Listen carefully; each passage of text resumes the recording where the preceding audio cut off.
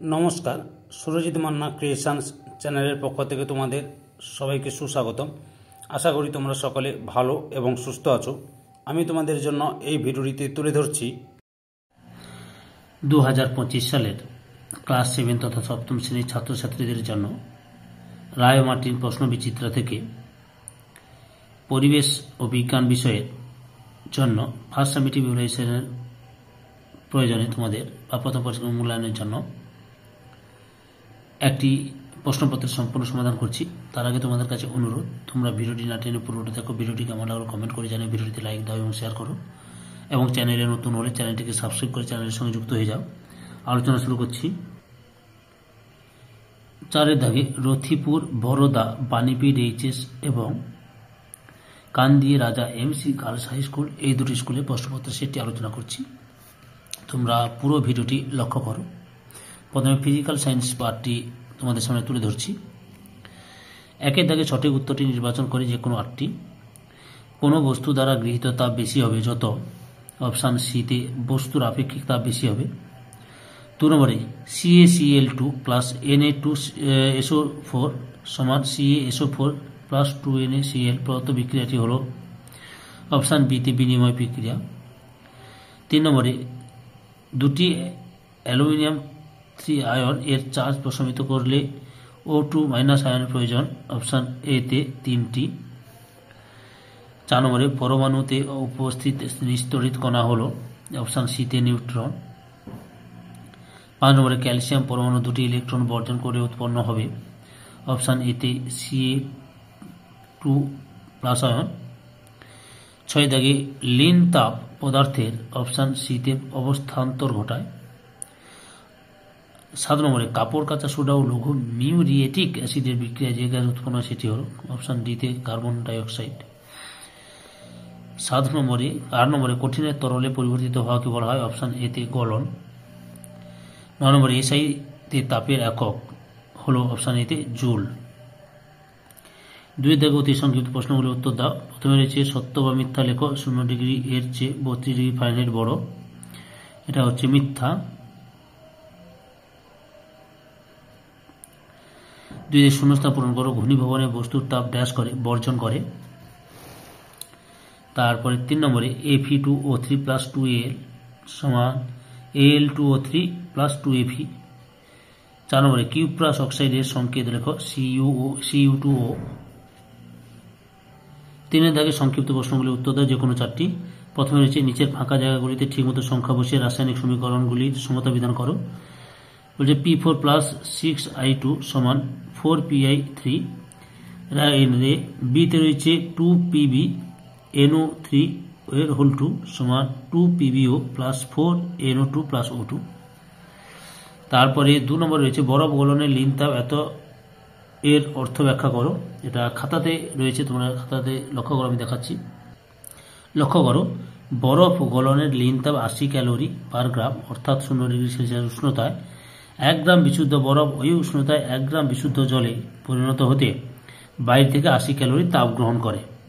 3 নম্বরে এক ব্যক্তির জ্বর হয়, দেহের তাপমাত্রা পায় হল 104 ডিগ্রি ফারেনহাইট। সেলসিয়াস স্কেলে ওই তাপমাত্রার মান নির্ণয় করো। 40 ডিগ্রি হবে উত্তরটি। আচ্ছা, তোমরা লক্ষ্য করো অঙ্কটা কিভাবে করবে। আমরা জানি সবাই C/F সমান F - 32/9।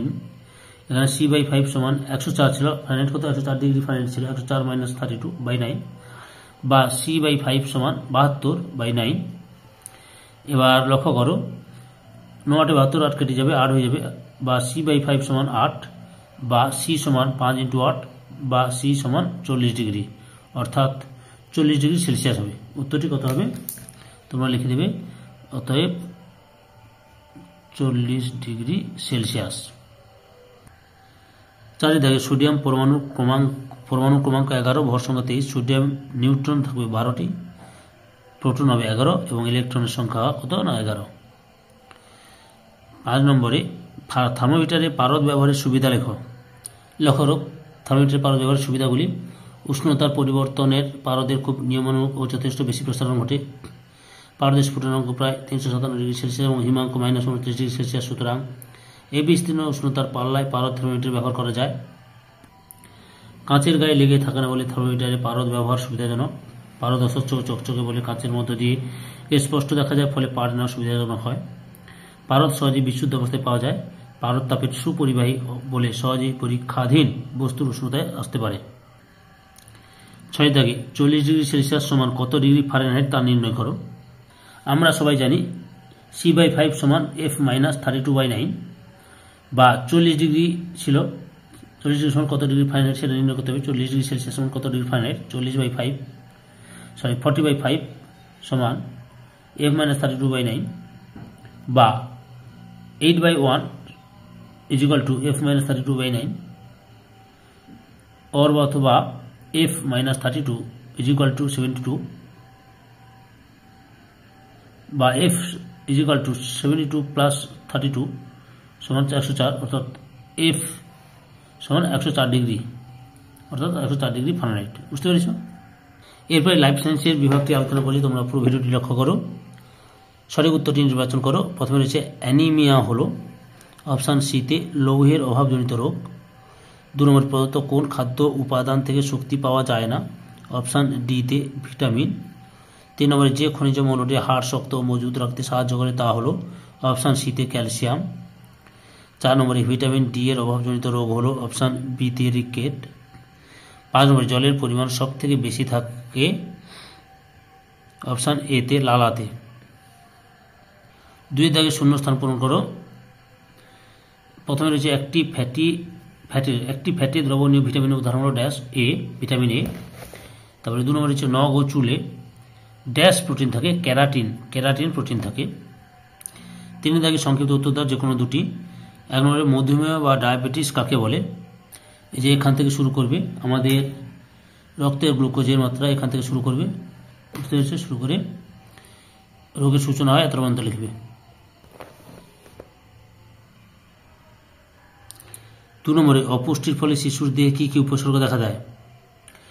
আচ্ছা, অপুষ্টির ফলে উপসর্গগুলি লক্ষ্য করো কি না, দেহের পেশিগুলি যথাযথভাবে গঠিত হয় না, পেশি হবে, এখানে পেশি লিখবে, বুঝতে পারছো, দেহের পেশিগুলি যথাযথভাবে গঠিত হয়নি।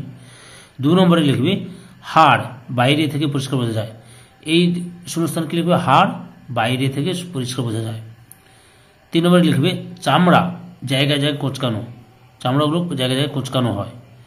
4 নম্বরে লিখবে হাত পাগুলি খুব সরু হয়, এগুলো অপুষ্টিজনিত দেহের লক্ষণ, বুঝতে পেরেছ।